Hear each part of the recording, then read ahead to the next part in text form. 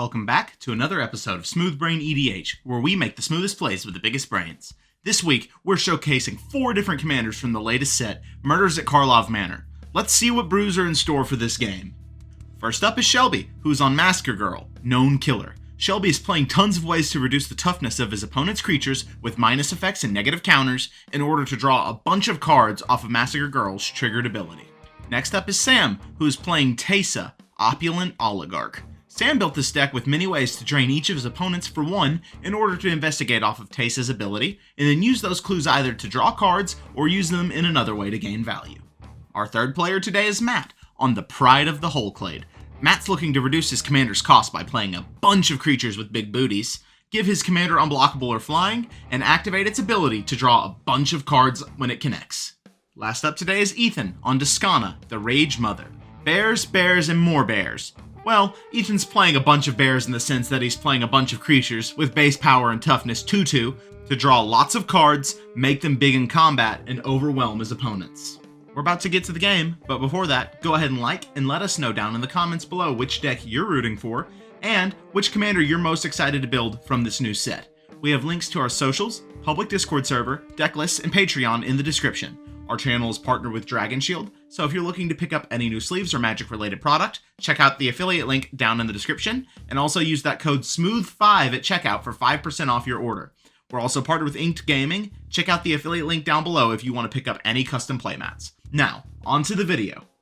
Alright, let's get right into this. Shelby wins the die roll and says Swamp Pass. Sam will play his Snarl and reveal a Swamp and then pass to Matt. Matt says Forest Go, and then Ethan plays Tap the Temple Garden and says Go.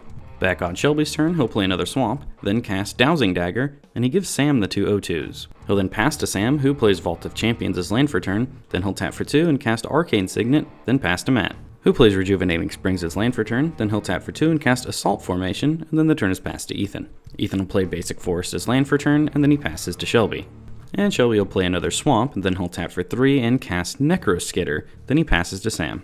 Sam starts off with a Plains as land for turn, then he'll cast Orzhov Cluestone. Then using it in his Arcane Signet, he'll cast Priest of the Forgotten Gods, and then pass to Matt, who starts off with another Forest, then he'll tap for 3 and cast Sporocyst X as 1.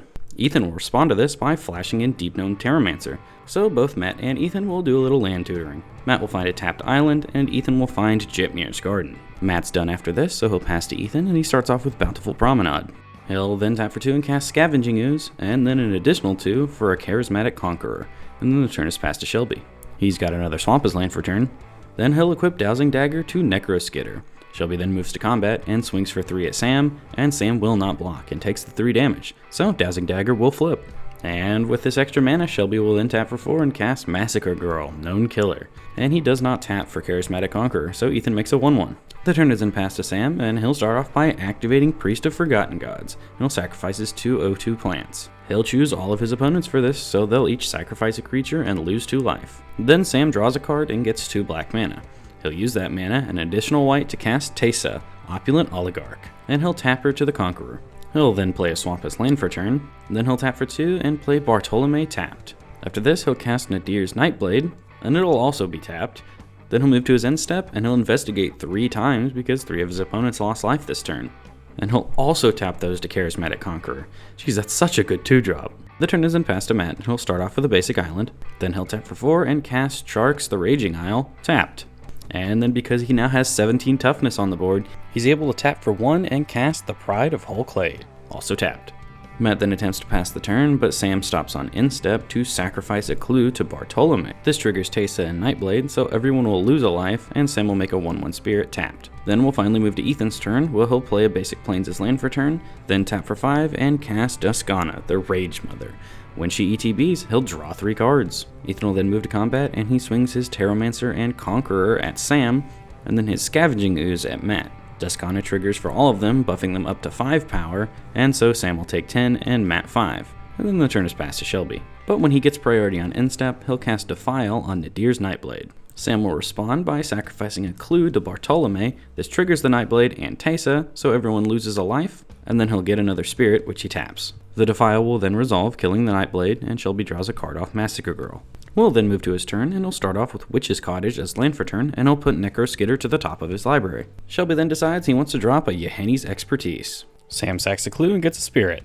Sam will then sacrifice all 3 spirit tokens to Bartolome to double extra triple ensure that he doesn't die this turn, and then Yeheni's expertise will resolve. Now I know what some of you are thinking, Sam should have also sacrificed Teysa and his Priest of Forgotten God to deny Shelby some card draw, and yeah, he probably should have, but I'll just let you guys know. It was like 7 p.m. at this point, and we had been playing since noon, so brains were a little frazzled. Anyways, let's see what Shelby casts off of the Yeheni's expertise. It's Blowfly Infestation, and now that that's all resolved, Massacre Girl will trigger 5 times, drawing him 5 cards. He'll then cast a Felwar Stone, and then we see Necroskitter hit the field again. He'll then pass to Sam, who starts off with Bright Climb Pathway as land for turn. He'll then move to combat and swing at Shelby for 8, who decides to not block and will take the 8. Then post-combat, Sam will recast Teysa. And then he'll move to end step and investigate once. Let's move to Matt's turn now, where he'll pay 2 to let his 2 big boys swing, and he'll point them both at Ethan. Ethan has a choice between 15 commander or 17 regular damage, and he decides to take the 17 regular, so he puts his commander under Matt's commander. And then before damage, Matt will activate the Prideful Clade to give Charx +1/+0, and when it deals 17 to Ethan, Matt will draw 17 cards. He'll then move to end step, and on his end step, Sam will crack the clue to draw a card and get a 1/1 spirit. Matt then has a few cards to discard on cleanup. Wall of Frost, Elven Chorus, Crashing Drawbridge, Island, Birds of Paradise, Forest, Island, Forest, Search for Tomorrow, Hover Barrier, Oko Thief of Crowns, Crucifix, God of Horizons, and a Simic Growth Chamber. Dear Lord, that was a lot. Let's move to Ethan's turn now. He'll start off with a basic mountain. Then he'll cast Grenzo, Havoc Razor. Then he passes the turn to Shelby, who starts off with a Swamp. Then he'll cast Infernal Genesis. After this, he'll move to combat and hit Sam for 4 with Massacre Girl. Then post-combat, he'll cast Harbinger of Night. He'll then pass the turn to Sam, and on upkeep, Infernal Genesis mills Homicide Investigator, so Sam makes 2 1/1 minions. He'll then play a Rogue's Passage as land for turn, then tap for 6 and cast O'Hare Talk, Deepest Foundation. After this, and with the help of Convoke, he'll cast Benny Brax, Zoologist.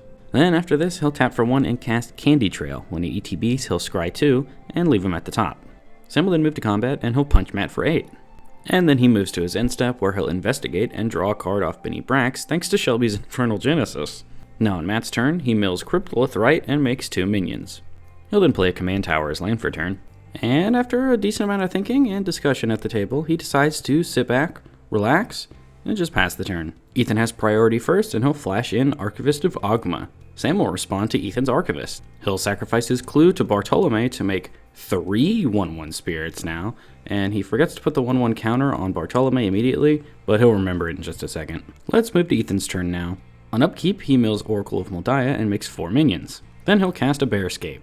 He'll then pass through his turn, and when he tries to leave his second main, Sam will stop, and he'll sacrifice Candy Trail to Bartolome, and he'll make 3 1/1 spirits. And Barto gets another counter. Then, when Ethan moves to end step, Benny Brax will trigger and Sam draws a card, because he realized it's each end step. Let's move to Shelby's upkeep now, and he's got 2 triggers. He decides to put Harbinger of Nights on the top first, so it'll resolve first, and Sam has some responses.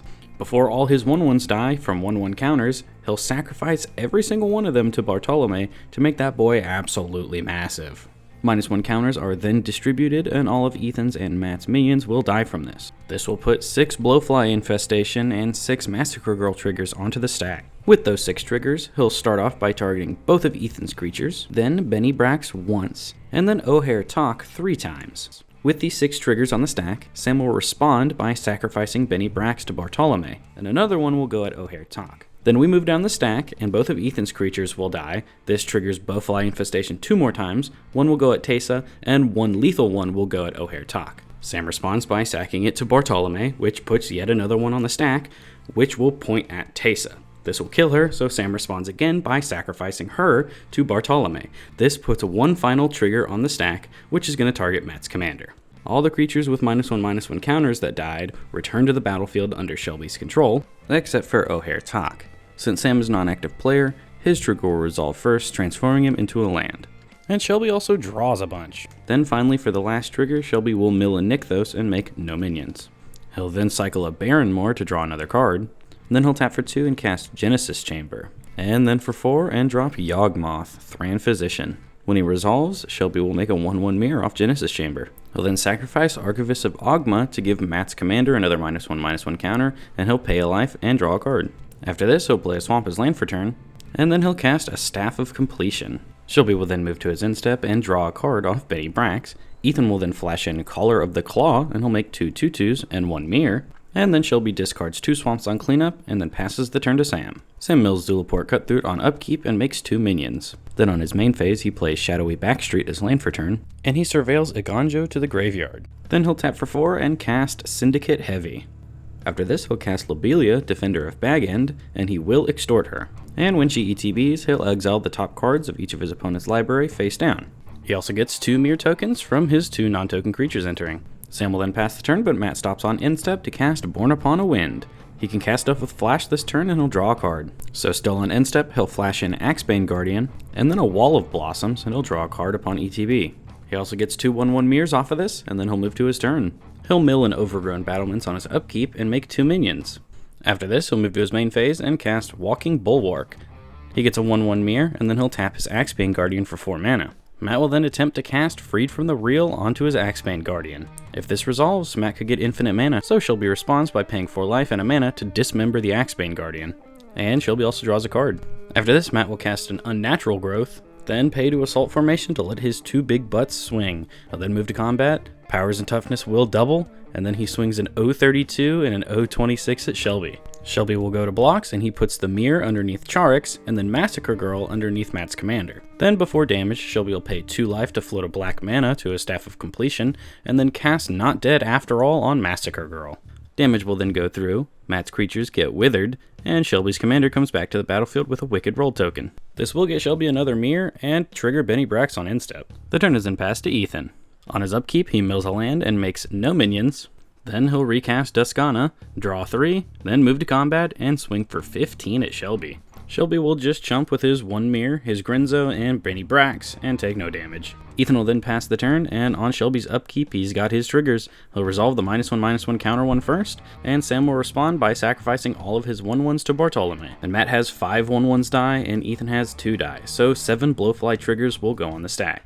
And also 7 draw triggers. And I'm not going to lie, the result of these triggers cause a ton more Blowfly triggers to go on the stack, so I'm just going to skip ahead for us and show the end result. All of Ethan's 2/2s will die, Sam's non-Bartolome creatures will die, and they die to Bartolome because he sacrifices them before the last counter will go on them. Matt's Walking Bulwark will die, and his Wall of Blossoms will go down to 1 toughness. Then all non-token creatures with -1/-1 counters on them will return to Shelby's battlefield, and he'll make some more 1/1 mirrors off them entering. And he also draws a metric butt-ton of cards off Massacre Girl. Also, when Sam's Lobelia hits his battlefield, he exiles the top 3 cards of his opponent's library. Shelby then resolves his second upkeep trigger and mills Crypt Gas to make 4 1/1 minions. After this, Shelby will cast Bubbling Muck.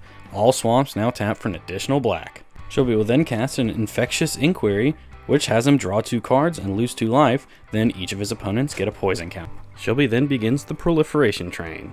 He'll start off by paying 2 with 1 swamp to discard a card to Yawgmoth and proliferate those poison counters and all the -1 counters his opponent's creatures have. He also decides to hit his Harbinger of Night because he's tired of that thing.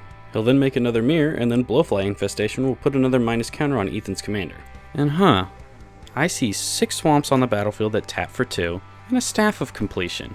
If he's got another swamp in hand, he can win. Oh, and look at this. He plays a swamp as land for turn. So yeah, now all he has to do is activate Yawgmoth 7 times with his 7 swamps, and then activate Staff of Completion to proliferate, and his opponents were already at 2 poison, so they will die when they reach their 10th poison counter. And if you're wondering if he has enough cards in hand, don't forget, he drew 7 cards off the Harbinger of Nights trigger alone, and he has more than enough chaff to sacrifice to Yawgmoth.